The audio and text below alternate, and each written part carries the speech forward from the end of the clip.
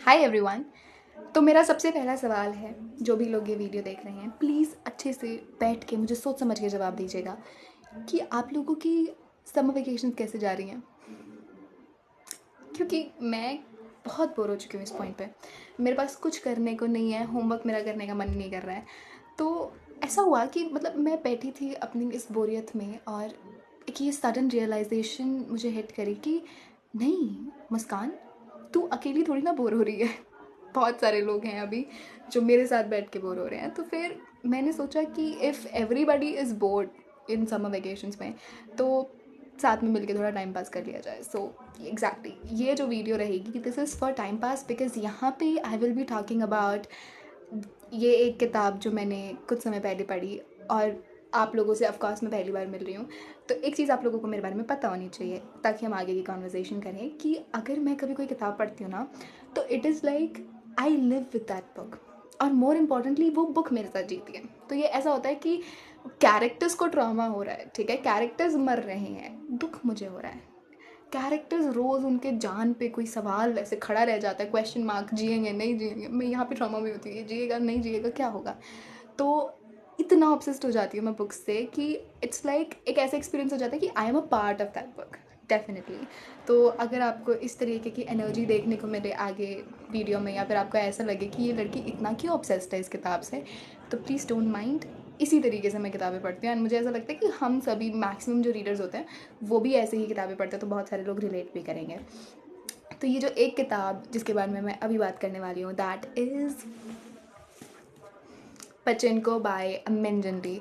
अब मुझे पता है ये वाली जो बुक है, ऑफकोर्स इतना एनर्जेटिक इंट्रो देखने के बाद people were not expecting this book, because ये बुक बहुत आई वुड से बहुत ऐसे फिलोसफिकल क्वेश्चंस रेज करती है about survival, about life itself. But I actually believe कि बुक्स जितनी एंटरटेनमेंट के लिए इंपॉर्टेंट होती है उतनी ही ज़्यादा if books make you question things in life, I think वो बुक्स ज़्यादा R am gonna stay with you for a longer period of time. तो अब मैं जैसे हर एक रीडर की तरह मेरी भी एक TBR है जिसमें बहुत सारी ऐसे एंडलेस किताबों की लिस्ट है जो मुझे पढ़नी है एंड वो कभी ख़त्म नहीं होती है, ठीक है। तो वो ऐसा होता है कि वो हर मिनट बाय मिनट जब भी मुझे कोई नोटिफिकेशन दिखती है वो बढ़ती जाती है। And the funny part is, आप लोग प्लीज़ बताइएगा अगर आपके साथ ऐसा होता हो कि जिस दिन बुक खरीदनी हो कोई, उस दिन नहीं याद आता है कौन सी बुक लेनी है, then you have to go in to that list and इतने कन्फ्यूज हो जाते हो कौन सी लेनी है कौन सी नहीं लेनी है।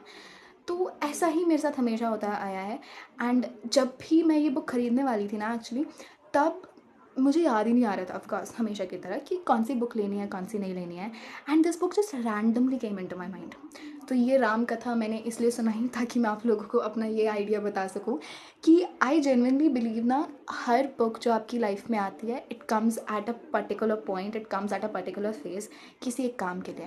बिकॉज मेरे साथ इतनी बार ऐसा जीवन में हुआ है कि कोई भी रैंडमली एक किताब, मतलब एक रैंडम टाइम पे आई बाय अ बुक एंड वो बुक रैंडम टाइम पे मुझे ऐसा कोई जवाब दे जाती है विच आई वॉज क्वेश्चनिंग इस पर्टिकुलर फेज में।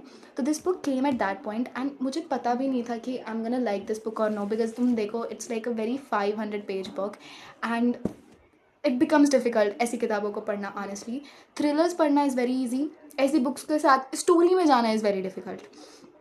तो before I start with anything I like to tell the story of this book for the people जिन्होंने अभी तक नहीं पढ़ी है। तो this book is actually a multi generational book. अब मल्टी जनरेशनल बुक होती है ऐसी बुक जिसमें एक फैमिली जनरेशन बाय जनरेशन उनकी स्टोरी को फॉलो किया जाता है। सो we are following a Korean family जो कि एक इमिग्रेंट है जापान में during the time of first world war, right. So we are following Sunja, we are following Sunja and her family, Isak Baek, we are following Yangjin who is also her mother जो कि Korea में रहती है। तो this book is constantly questioning survival, because you know how Japan conquered Korea and what were the perceptions of Japan Korea को लेके, because if we are Indians तो हम तो ज़्यादा relate कर पाएंगे because of the British colonization and the kind of perception that British had about Indians। तो ये उसी चीज़ों को follow कर रही है। It's about survival, it's about just living your life। and एक चीज़ जो मुझे इस बुक के बारे में बहुत आई वुड से डिफरेंट लगी, I have read a lot of books like the book thief and the kite runner, बहुत सारी ऐसी किताबें पढ़ी हैं जो एक बहुत इमोशनल एंड एक बहुत इंपॉर्टेंट टॉपिक पे होती हैं। यूजुअली क्या होता है ऐसी किताबों में, death and the sad part of the plot is the plot. तो वो मेन चीज़ होती है। अगर कोई भी कहानी चल रही है, उसमें कोई एक मेन कैरेक्टर की फॉर एग्जांपल डेथ हो जाती है, तो वो मेन प्लॉट है, उस पे रहता है 2-3 पेज, तो इट इज़ लाइक रोने का मन आता है। इट्स लाइक वो कैरेक्टर मरा, उसके बाद इतनी लंबी एक्सप्लेनेशन होती है, इमोशंस होता है कि you cry with the plot. इस बुक में डेथ इज़ ट्रीटेड लाइक कि it's a part of life, it's gonna come and then you have to go on with your life. तो इस बुक में जितने भी कैरेक्टर्स की डेथ होती है, जब भी कोई सैड पार्ट आता है, तो जो राइटर है ना, वो टाइम नहीं दे रहा आपको। तो इट्स लाइक लास्ट पेज है, लास्ट पेज पे इफ़ पॉसिबल मैं पिक्चर यहाँ पे लगाऊंगी, लास्ट पेज है, यहाँ पे लिखा कि the character has died, the next page you are starting with some other story, so you don't get time to digest the fact कि हो गया। तो it's more like part of life, and I think no book in my life has ever made me this unsettled about anything. Like I finished this book, एक ऐसी feeling आती है ना कि wow, I finished a book, ऐसी feeling आती है।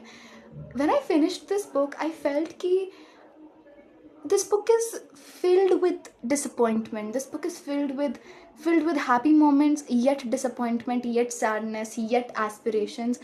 This book is filled with misunderstanding, this book is filled with वो एक डिफरेंस रहता है between mother child and generations, this book is filled with that.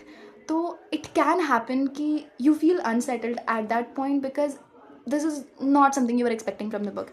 Usually क्या होता है, किताबें बहुत पॉजिटिव सेंटर्ड होती हैं, एक प्रॉपर फ्लो होता है, एक प्रॉब्लम आई, देन प्रॉब्लम सॉल्व हुई एंड देन किताब ख़त्म हुई, तो it is leaving you with a solution. But इस बुक में ऐसा कुछ नहीं है, दिस बुक इज़ जस्ट कैसे लाइफ फ्लो करती है। तो आई थिंक वो पार्ट थोड़ा अनसेटलिंग है। आई मस्ट से मैंने पहली बार इस ऑथर की कोई बुक पढ़ी है एंड आई डू नो इन्होंने और भी बहुत सारी किताबें लिखी हैं, but I loved it.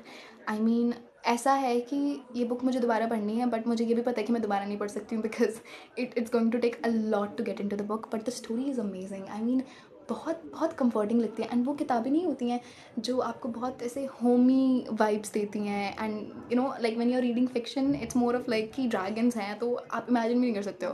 But there are some books जिनका प्लॉट ही इतना नॉर्मल होता है, इतना कॉमन होता है, you can imagine the home, you can imagine the sunlight, you can imagine people in there, and amazing writing, amazing writing. I think the writing is something that makes this book more rich. The writing is something which makes you feel every single thing जो भी वो character उस चीज़ से जा रहा है। तो I do think I'd like to read more of this writer. If there's any book that you guys would like to suggest, मेरे जितने भी ये perspective है इस book को लेके, तो please recommend me those books. And actually मुझे ऐसा लगता है इस book ने एक चीज़ जो मुझे सिखाई, जो मैंने ज़्यादा कहीं बुक्स में नहीं देखी है, that is how you approach life and death.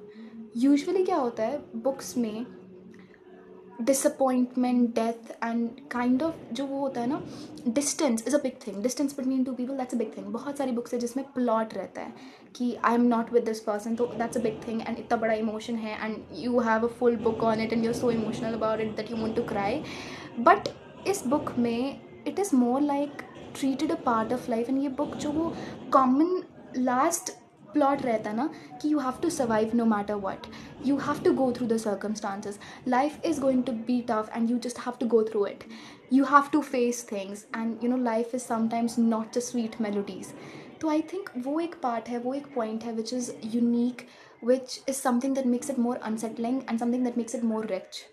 And I think ऐसी राइटिंग्स जो होती हैं जो इतने कॉमन पॉइंट को टच करके जाती हैं, I think they live along and they live with you for a long time. एक और चीज़ जो मुझे इस बुक की बहुत अच्छी लगी, दैट इज़ कि this book is not just about stories. यहाँ पे बहुत सारे क्वेश्चंस हैं on God, on duties, on responsibilities, बहुत सारे क्वेश्चंस हैं इस बुक में which make you think. And honestly मैं अगर आप लोगों को दिखाऊँ भी, दिस बुक वॉज सो ऐसे क्वेश्चनिंग कि मैंने इस तरीके से नोट्स तक बना रखे हैं बुक में ऐसे, because there were so many questions about this book, and ये हर जगह ऐसे ही एनोटेटेड है। I know a lot of people they don't annotate their books, but this is how I have annotated it all. And ऐसा लगता है जैसे बहुत कुछ है सीखने को, but you can't listen to it ऐसे बिल्कुल सही तरीके से, तो you have to read it again and again. तो या I think it's very unsettling, but you guys should read it if you have not. अगर आप लोगों के रिव्यूज़ हैं इस बुक को लेके, प्लीज़ मुझे बताइएगा। एंड या I would love to have discussions about this book, तो please I think do read it, 10 on 10, बहुत अच्छी किताब है। Thank you so much for being here.